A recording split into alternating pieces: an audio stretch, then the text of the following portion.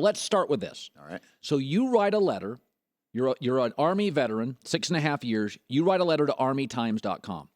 And Kaepernick sees it. How then, after writing that, do you connect with Colin Kaepernick?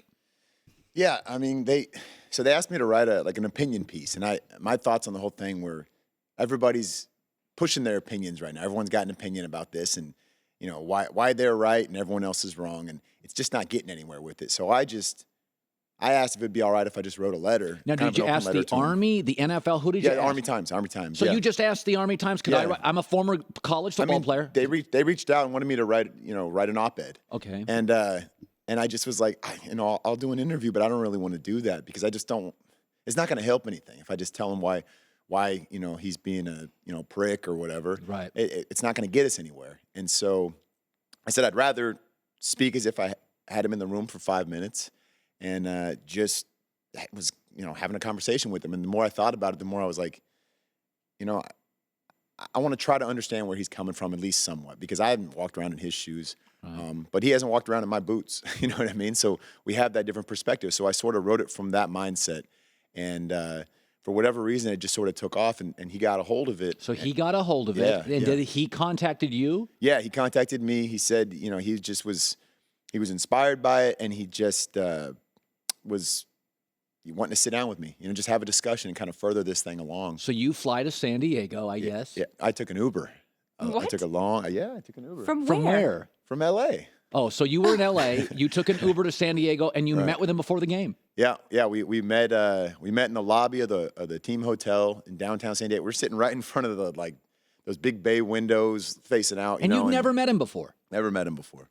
But he just said, first thing he said when we met was, "Hey, I just want you to know, I appreciate your service more than anything, and I just want to make sure, I'm not hurting those that fought for this country and essentially the freedom that I'm representing right now and that right to protest." So that was a really step up move by him. I thought so. I definitely thought so. When you say he reached out to you, did he directly reach out to you? Well, he was in a team meeting and he had one of his publicists or something. About it, but and so you sat there and talked for an hour. Yeah, hour and a half. Yeah, wow. we were sitting there. Literally, there's people walking by taking selfies and trying to. I don't know what they thought was going on, but there was no cameras around. There was none of his people were around to push a message or whatever. He just was listening. He was there to listen, and so was I. And it was a very mature conversation, and like you said, I think a very big step of him to do that. Oh, I think for both of you, it makes this legitimizes Colin Kaepernick to me, that he's a grown-up, that he said, listen, I'm not about the trolling socks. What I'm about is a message. So when you were having an hour and a half conversation with somebody you've never met, that's a long conversation. Did you feel at some point, did he ask you at any point, I'm still going to protest, but Nate Boyer joining me, how do you think is the most appropriate way? Because who got him to the knee? Yeah, exactly. I mean, that's pretty much exactly what happened.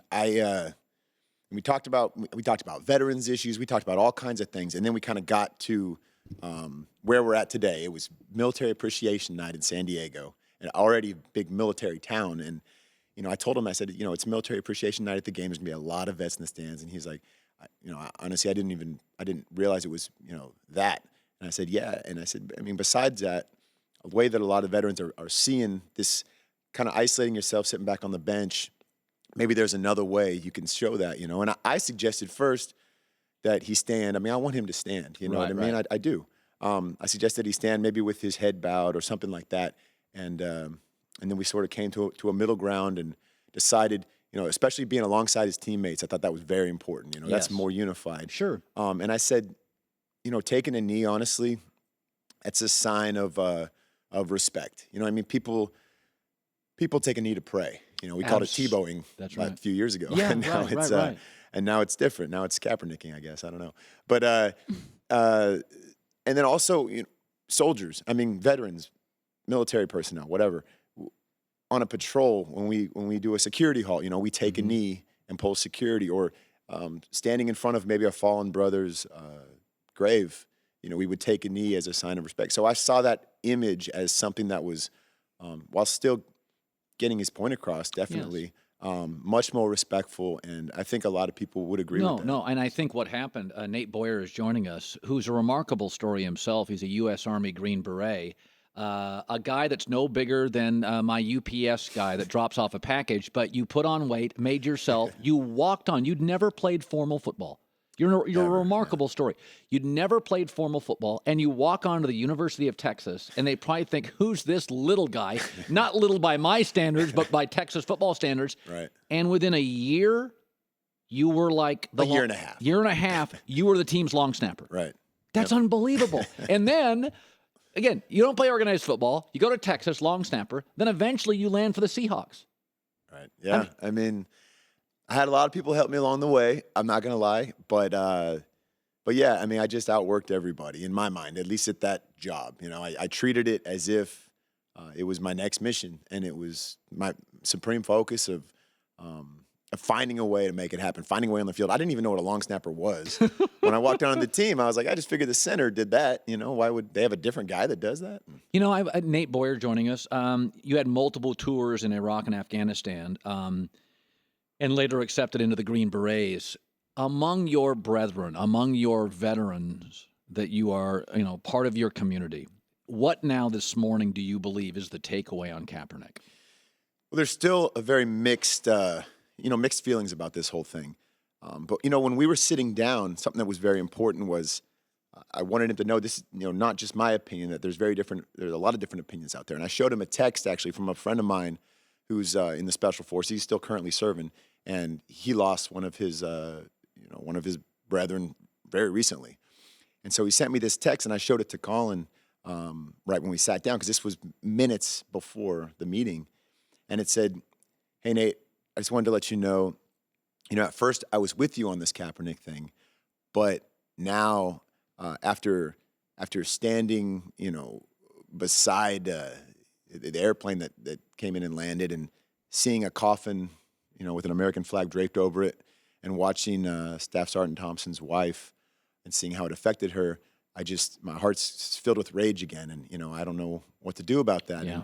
And I showed that to Colin, and it affected him greatly, because he was like, I don't want to hurt people like this. I don't want to. So it was important for him to take a step. Yeah, I mean, I think in your discussion here, what I keep coming back to is Kaepernick feels strongly about police brutality, and it didn't land the way initially he wanted to, and he wanted to take steps with you, a vet, so it landed. To me, that's adult. Right. Like he is really looking for this to land on the right stuff. Right. It's not a Kardashian move. He's not looking to get fame. He wants to talk about the issue to talk about. So have you talked to Kaepernick since any of this? Yeah. No, we stay in contact, and speaking of veterans, I've talked to so many veterans about what they think. I really want to get a kind of a common perspective, to be able to share with him, because like these homeless veterans that live here in LA, that every Thursday they come and train at Jay Glazer's gym with us. It's called Merging Vets and Players. This is a program you're part of with Jay. Exactly, Merging Vets and Players. And so these guys, we asked these guys what they thought of this whole thing. And these guys have, severe, PTSD, a lot of them, been through everything and are not getting the care that they need right now. And that was another thing that Colin and I talked about, how we're missing the mark on taking care of our vets as well. And I said, that's cool. Maybe you should share that message as well, if you really believe that. And I talked to these vets about it, and most of them, support his right to do that, and also agreed that the knee was a big step. You know what I mean? Was something that shows. I thought nationally it landed better. Right. Yeah, I think so too. And also in the press conference afterwards, he did I think he was much more clear and respectful, overall. Nate Boyer, 5'10" and a half, 185 pounds. I mean, you're cut, but the fact that you never played organized football and then walked on to Texas and then played for the Seahawks and then were part of this, there is some magnetic quality to you, and it's great. I think you have a movie in you. You really do. Former U.S. Army Green Beret. I imagine you lost some friends. You have lost friends. Emotionally, this is just a military question. How has it altered you serving? Emotionally, man, it's. How do you see the world differently? Yeah, I don't take things for granted for sure. You know what I mean? I enjoy every day here, and especially in this country. I mean, I'm very proud to be an American. I would like to see America get better at certain things. I think we can, because we should be the best Right. at everything. But You're not bitter, no resentment. no. And you know, the best way to honor those guys is the way you live your life. You know what I mean? The best way to honor their death is the way you're living your life. And if those guys were back here even for a minute, I would hope that they would be proud of some of the things that I'm trying to be a part of and trying to do to moving forward.